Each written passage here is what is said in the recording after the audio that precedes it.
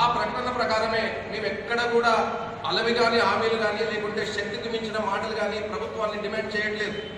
మీరు ఏదైతే మాకు హామీ ఇచ్చిండ్రో మా ఓట్లని ఎప్పుడైతే మీరు మేము వచ్చిన తర్వాత 100% మీకు రిజర్వేషన్ ఇచ్చిన తర్వాతనే మీరు స్థానిక సంస్థల ఎన్నికలకు పోతామని ఏదైతే ప్రామిస్ చేసిండ్రో దాంట్లో భాగంగానే 42% రిజర్వేషన్ ఈరోజు బీసీలకు కావాలని చెప్పి అఖిల భారత యాదవ సభ డిమాండ్ చేస్తాం.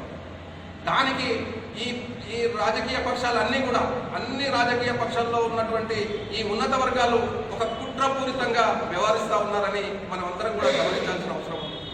ఈరోజు ఇచ్చినట్లే ఇస్తూ ఉన్నారు, మాట్లాడినట్లే మాట్లాడుతూ ఉన్నారు.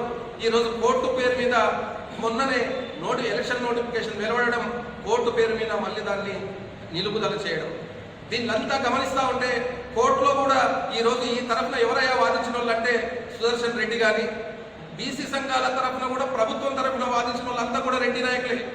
అంటే వాళ్ళ కుట్ర మనం అర్థం చేసుకోవాల్సిన అవసరం ఉంది. కనీసం బీసీలు అడ్వకేట్గా కూడా ఈ ప్రభుత్వానికి పనికిరారని చెప్పి నేను ఈ సందర్భంగా అడుగుతా ఉన్నాను.